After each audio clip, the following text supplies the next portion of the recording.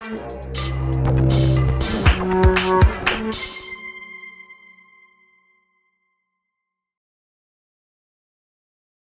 from there we begin to put all the elements together, and we can start thinking a little bit more about how we stack this posture and differences in how we stack it. So one of the things we have to think about is how we use oppositional force.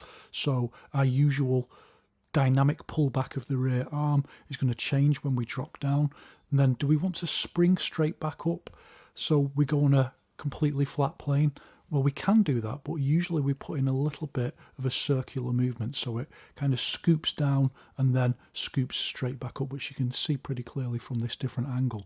And the reason we might want to do that, even though it's a little bit slower, it makes the movement a little bit smoother, but we don't mind it being a little bit slower because we want to give the opponent's structure time to respond to what we call the infection. We infect their structure with imbalance, and we want to hit the opponent at that point. And if we then change to a hook punch, you can see that something's changed. The legs got to turn over a little bit more, and also we can get more of that circular posture into the strike. And from there we really are on the doorstep of going next level, because from that principle of compounding postures and adding in those more circular movements with the linear movements, we can start thinking about multiple, infinite different variations of stacking the same posture. For example, in this variation, instead of pulling straight back into the punch, I'm pulling a little bit to the left. And by practicing in the correct way, which doesn't just mean slow or relaxed, it means the right kind of bodily consistency for interconnected whole body movement, you can start to feel, first of all, what postures are structurally sympathetic here. So the pull to the left is highly structurally sympathetic for the lead hand hook. And from there we can set ourselves logical problems. For example, what happens if we pull to the rear leg side but we use orthodox close? So that's what I'm going to do, and in this case we're using close and we're pulling over to our rear leg side and then flowing straight into the cross. And of course close is the dominant context for a cross, so that means we're going to go from close as we pull down and then into close for the cross. So as we pull down into the lock point and the heel hits the floor into the set, so we're pulling down into the left hand side in this case, we're already using close. We then have to do what looks like explosively bouncing forward. So it kind of looks like we're moving backwards and forwards, but we can't be because we're using close. So what's really happening is we're making more of a circular figure eight movement with our whole structure, and you can see that in the qua much more easily side on. Technically it's chain Farley because we're using two lock points, one when we pull down and one when the pivot root lifts up and pushes back, and also when we hit the opponent, and that power, that strength, that force from hitting the opponent causes the compound set in the whole body, creating that oppositional force effect between the fist and the foot. But what's linking those two lock points together is one continuous movement of the qua into a figure eight movement that then throws out the rear hand punch. And remember, we said, I think in the last video, that a figure of eight movement is highly sympathetic to throwing orthodox punches, lead or rear hand, as long as it's at the appropriate point of the phase. Now, technically speaking, the figure of eight movement does freeze with the first lock point. It hits the lock point with everything else and everything stops to transmit the force. But we use hit and flow so fast that it might as well be one movement. And remember that with these kinds of movements, you actually feel all the muscles of your body fly one way, and as they're flying that way, that's when you change into the next posture. You change the direction. So you can feel it, and that's what we call somatic timing. It's a kind of timing that's measured according to the body's own sense of its own mass and the way it's being moved. So the faster you move, the faster the somatic timing will be, but you can feel that physically when you do a posture like this. And then to really get that down pat, you've got to start working on some more complex, more advanced things like releasing force more explosively just from your leg so that it can feed into that immediate pushback into the pivot root. And you don't have to do a pivot root. There's no Yiquan police telling you you have to do that. It's in the logic of the movement of itself, however, that first of all, if you look at this posture, you can ask yourself, would it be better if the leg was straighter? The heel would be flatter on the floor, and that's better for force transmission because it's more solid than your ankle joint. but you would lose all of the extra kinetic force generated by the movement of the foot and also the push forwards from the ball of the foot. And the leg would be straighter, so it would be more brittle.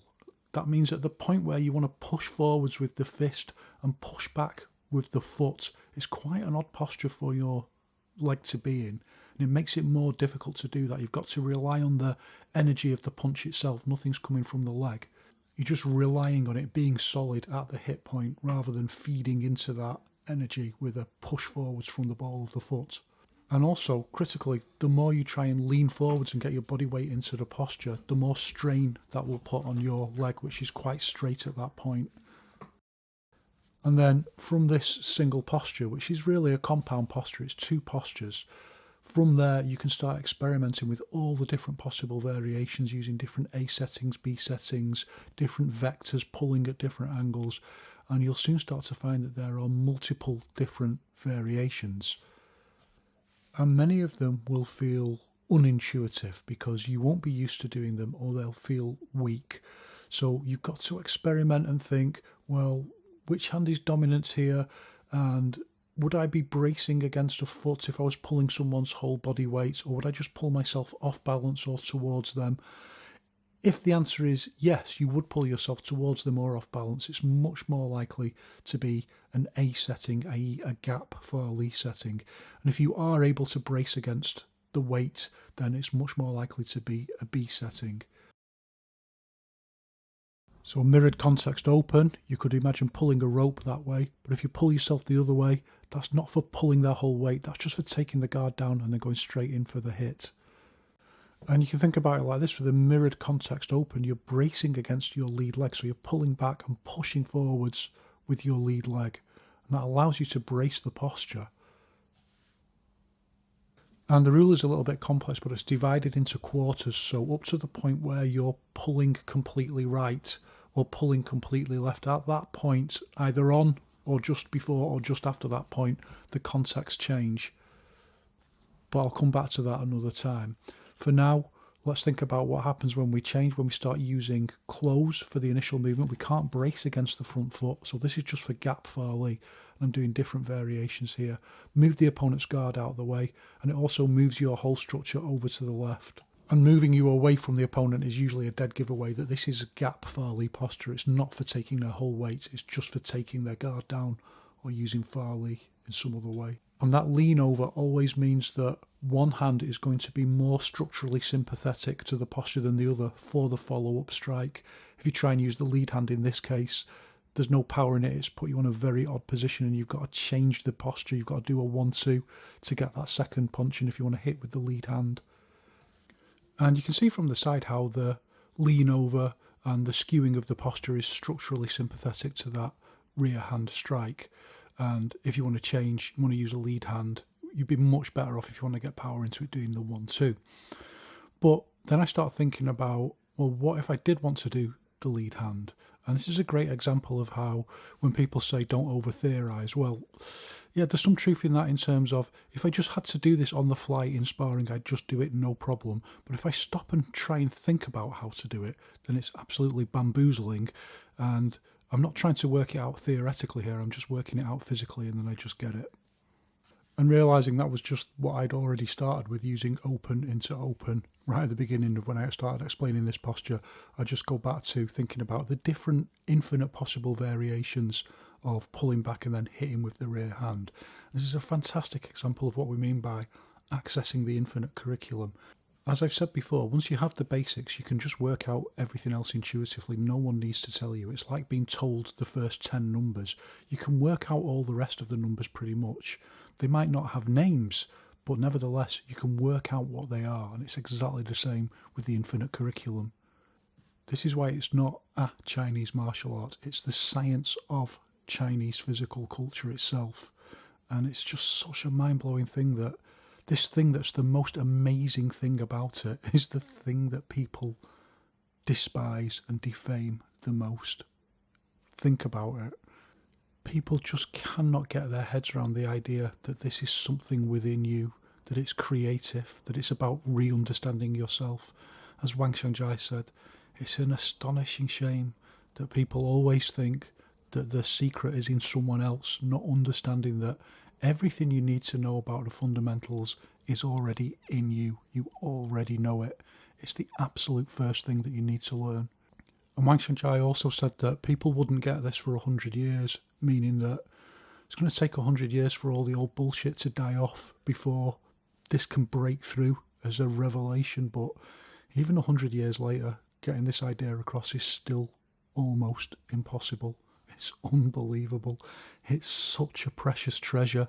And I remember my students saying, don't give away all the secrets. And I said, well, you could just tell everyone, you could just shout it out in the open air and everyone will walk past it like it's dog crap. And that's exactly what happens. It is mind-blowing. Anyway, some different variations, and they all change the way that the posture is stacked, the way that it's skewed. So that was uppercut using lead hand pulling to the side. So pulling over to the rear leg, changing with the hook. So you can also adjust the dynamics of the pull down. You can make it shorter, you can make it longer, flatter, straighter, rounder, just infinite possible different variations. Pull the hands down deeper. Remember Wang Xiangjai saying, you've always got to think about these in context of another person. Whenever you pull a person towards you, there's always a chance that you're going to get headbutted right in the face or just taken down. So it is also important to think about the way that the postures are skewed and the way that your body is moving and how reactive you are to that. Anyway, in this one, little pat with the right hand and then change into the... So it's a completely different variation. It's just expanding, riffing upon the initial idea of Monarch cast wine into infinite different possible variations. And the different subtle requirements of how the posture is stacked. So here you've got to go from close into open really fast. So you've got to get that flick between the 1-2. Watch that lead hand and remember Wang Xiangjai saying even a small movement has got to be integrated with the whole body structure. So yes, the rear hand is just doing a little bit of a flick, but you can see clearly the whole body moves with it. And from there it's very much about the consistency of the structure, how you can transmit the kinetic force to that relevant point.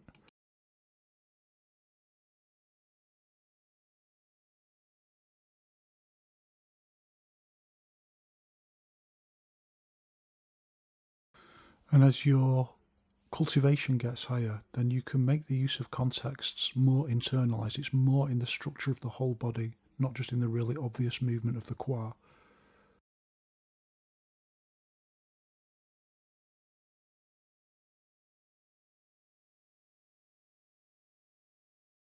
Another variation, this time hitting down with the forearm, so striking down into the opponent's arm.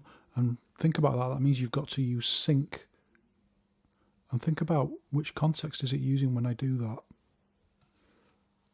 Well, if you try the posture yourself, you can see that by using sync, it pulls the posture backwards, so the force is going backwards. So it's just like the first posture we started with, it's using mirrored open. This time I'm going to use brace farley to pull them over to my left, and then I'm going to use short power, correct short power, which in this case is the articulation of the shoulder. Remember, there's different kinds of short power, using the shoulder in different ways, using somatic timing, but in this case we use rotation of the shoulder, so the shoulder dips into the punch, and that adds more volume into the posture, and that gets more power in a short movement.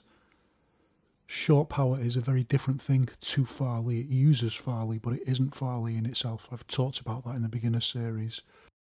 So a micro drop and rotation of the shoulder that flows straight into the punch, and that's made a lot easier if you adjust the posture to drop down more first, because that's significantly more structurally sympathetic with that rotation of the shoulder.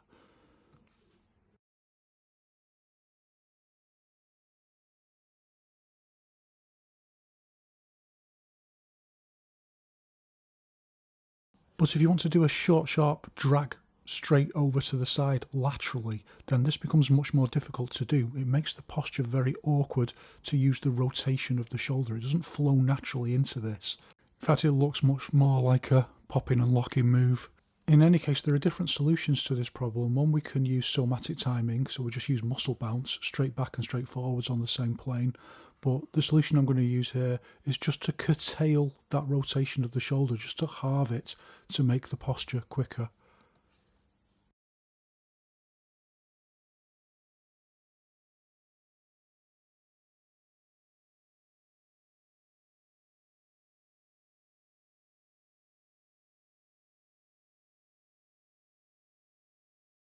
In this variation, I'm going to use gap Farley, so it's going to pull me right offline. You can imagine it would just pull me away from them if I braced against their arms. So we know it's gap Farley. And then I'm going to use short power, the full rotation of the shoulder, because I'm pulling down and to the side. So it's highly structurally sympathetic with this kind of short power, just to flow straight into the lead hand strike. Break it down into elements, you can see the timing a little bit better. See the way the punch flows from the shoulder movement. Phases into the punch.